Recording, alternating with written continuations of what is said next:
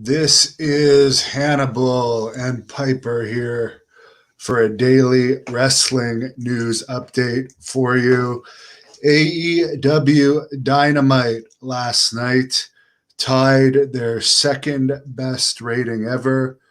They did a 0.46 rating. The only Dynamite episode that has done better than a 0.46 was their premiere episode, which did a 0.68 rating. Now, to compare that to Raw did a 0.51. And to compare that to NXT did a 0.1. So AEW is definitely competing more with Raw now than NXT. AEW also announced that their commentary team for the new Rampage show that's going to debut August 13th, it's going to air on Friday nights, is going to be a four-man team of Excalibur, Mark Henry, Chris Jericho, and Taz, which to me seems like a lot. I don't know why you need four people on commentary. I liked Jesse Ventura and Vince McMahon, Jesse Ventura, Gorilla Monsoon, Bobby Heenan, Gorilla, Bobby Heenan, Vince. I always like the two-man teams the best. And another note, I got to put up this picture from Triple H when he was teaming with Steve Regal in WCW. People were telling me last night I was crazy when I said that Bobby Eaton replaced Triple H as Steve Regal's partner in WCW when Triple H went to WWE. And people said I was crazy. So I actually looked it up, and there's tons of matches online from when Triple H was known as Jean-Paul Levesque. And I will say this, I was probably the number one Jean-Paul Levesque fan for whatever reason. Back when I was a kid, I was a huge WCW fan, and I really liked Triple H when he was both Jean-Paul Levesque and Hunter Hearst Helmsley. And I was actually so excited when he came to WWE because WCW never came to my town in Canada and rarely ever came to Canada. And I was finally going to get to see Jean-Paul Levesque live because he went on to be Triple H in WWE. I also like Steve Austin way better as Stunning Steve Austin. For whatever reason, I always liked Stunning Steve Austin. He was one of my favorites in WCW. So you could have said I had a good eye for talent even when I was a little kid because I was a fan of those two long before they ever reached their popularity peak. World Class Pro Wrestling unveiled the official poster for their October 3rd event in Wichita, Kansas, that I'll be covering for the Hannibal TV. It is going to be a fight pay-per-view. Matt Hardy's going to be there, Fuego del Sol, the Sandman's taking on the Blood Hunter, who will be managed by Blaze, Marty Bell, Jacob Fatu, Stephen Bonner, Rodney Mack, Moonshine Mantell, who's appeared in AEW a lot lately. So that's going to be pretty cool, and that's going to be at the Cotillion, which apparently both Mid-South Wrestling and TNA Wrestling used to run that building during its peak years. It was also announced tonight on the World Class Cast podcast right here on the Hannibal TV that World Class Pro Wrestling will present Christmas Star Wars December 11th, 2021 at my favorite venue in Texas, Southern Junction. So this is apparently going to be a huge card. The only wrestler announced for it so far is QT Marshall from AEW. But from what I understand, World Class Pro Wrestling is going to have a little bit of a working relationship with AEW. Some more news on that to come in the coming weeks. And I'll just give this a quick plug one more time. We're still waiting on the poster because we're throwing this event together quick before they put the ice in the arena. Ontario just gave me permission to put on this event. August 28th, Great North Wrestling returns to Kingston, Ontario, which is halfway between Ottawa and Toronto. So if you live in Ottawa or Toronto, it's only a 2-hour drive. Make your way out. It's going to be an amazing night of action featuring two-time WWE Tag Team Champion and former Great North Wrestling Champion Rene Dupree, who will be taking on the Blood Hunter. Jeremy Prophet taking on Mike Bailey. 3 matches involving women, maybe 4. Going to be tons of action.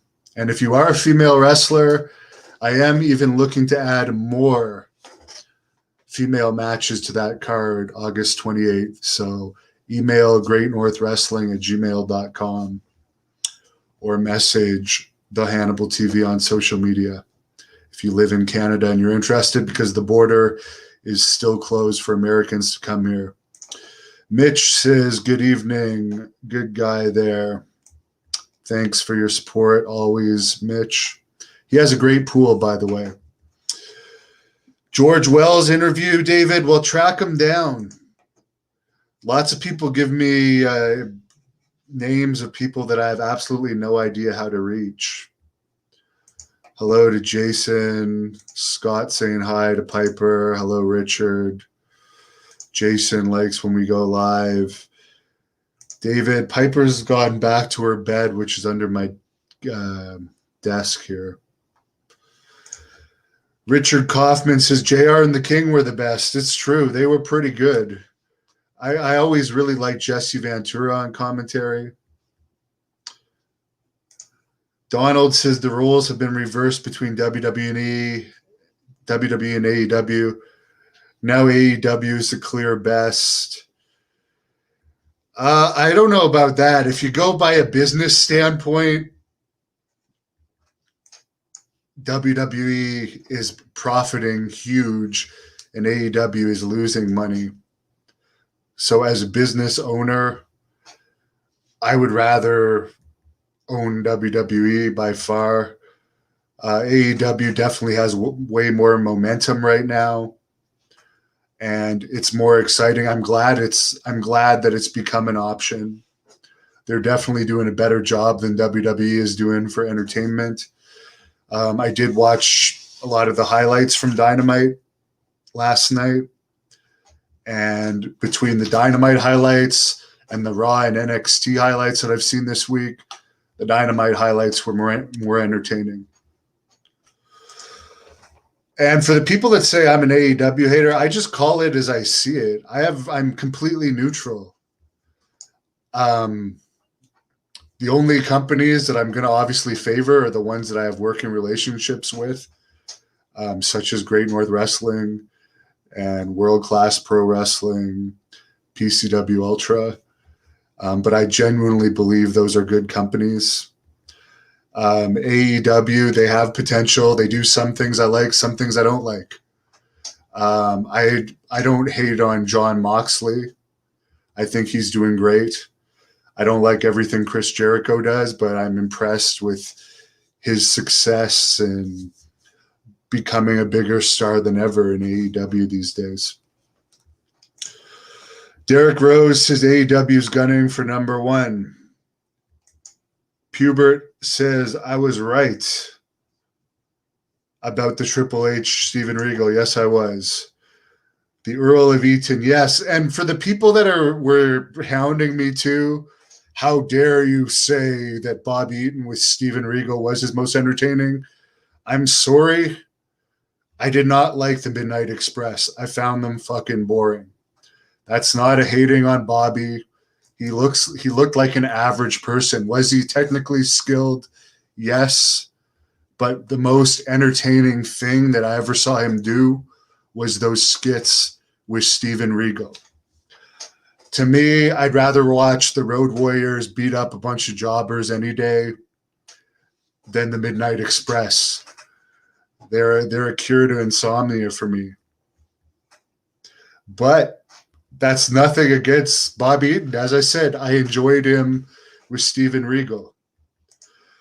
Mista says Ric Flair going to AEW. I think that's a given. I can't see him not going to AEW. Rock and Robin interview, that would be a good one to get. I may have a contact for that. Mike, yes, Triple H was also Terra Rising. Herb Simmons says good evening. Good evening to you. Donald liked the Stone Cold character more than stunning Steve Austin. Charles watching from Mobile, Alabama. It's actually really hot here today, too. Where I am, it's actually over 100 degrees, I believe. So I'm looking forward to going out and running after I had a great weight workout tonight.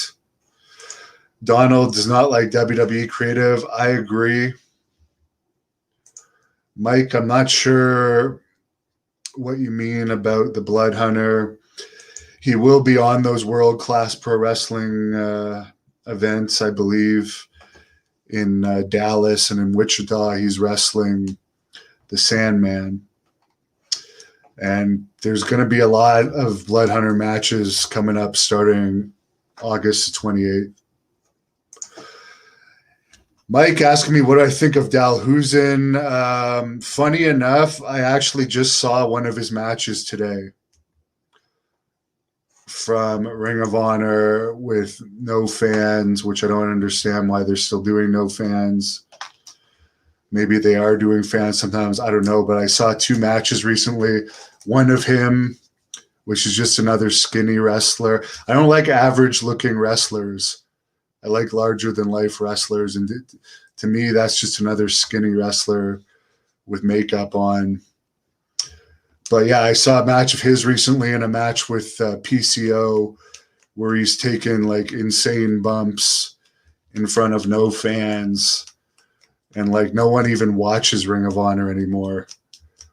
So I know at one point PCO told me before he originally signed with Ring of Honor, he also had interest from AEW. But because Ring of Honor was already an existing company and he wanted to start, he took the Ring of Honor job. But that would have, to me, that was a mistake. He should have waited and gone to AEW because nobody watches Ring of Honor. Blood Hunter is on the poster, Mike. Let's put it back up there. Let's have a look here. He's on the top left. He's also on the banner on the top left. Great card, though, overall. Nice to see Matt Hardy going to be part of it. Looking forward to that. David, Jake Roberts Part 2 interview. Well, I interviewed him before he signed with AEW to a big contract, and now he's just re-signed for another 2 years. So I don't know if he's hurting for money enough to do another interview with me. Bring Great North Wrestling to Buffalo. There's actually a lot of Great North Wrestling fans in the U.S.,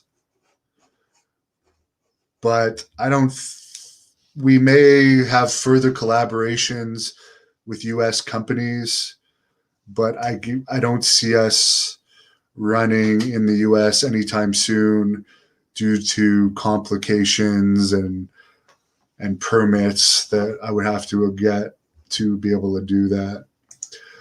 Wendell wants Amber Nova in Great North Wrestling.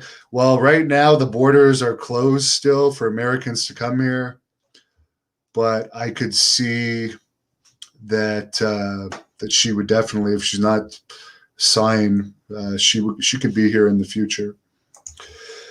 Bill, hard to believe, Ring of Honor sold out Madison Square Garden, and look where they are today.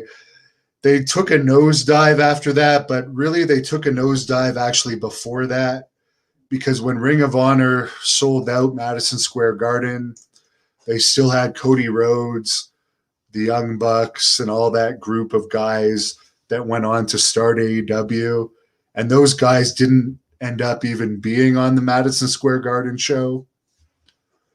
So they didn't sell out based on the Ring of Honor talent that was actually at Madison Square Garden. They sold out based on all of those guys. And also New Japan has taken a nosedive. I think they're less popular now than ever compared to where New Japan was when they had the Young Bucks, Omega, and Cody Rhodes and all those guys. What's up with Danny Davis? I don't know. I did an interview with him last year. Wendy Richter interview. I could see that. Nigel, WWE is corporate and they're making billions. They're not going to become any less corporate anytime soon. The best thing that could happen is other companies can come into existence. I'm still waiting for a new ECW company to pop up because there doesn't exist one right now. The closest one would be PCW Ultra, which I may as well give a plug because I'm going to be covering their event on October the 22nd in the LA area. And the atmosphere in their building is very close to ECW. And by the way, Kevin Sullivan will be managing the Blood Hunter in PCW against an ECW wrestler in Scorpio. Would I interview Hugo? If you mean Hugo Savinovich, I've interviewed him many times. Just search it up on here. I was never a fan of XPW, Mike. I could care less if they say they're back. They were, even though they were well funded, they were a very poor man's ECW. Sonia, when am I doing, or Sanji06? Renee Dupree is going to be on that Great North Wrestling event August 28th in Kingston. So I could see there being some type of new interview with him around that time. I would interview Tiger Ali Singh, Mike, as well as I'd love to interview his father before he passes away, Tiger Jeet Singh. But they don't answer me anytime I've tried to reach out to them. So if anyone has the hookups, let me know, as Piper's going to come up to say bye to everybody. And I got to have a snack here and then go out for my run. So thanks for all your comments and questions. Have a good night. Thank you for watching the Hannibal TV. Please like this video if you enjoyed it and click the subscribe button to not miss any of our latest shoot interviews, match videos, or news updates. Support us on patreon.com for $1.99 a month to watch our full shoot interviews ad-free and help our channel grow.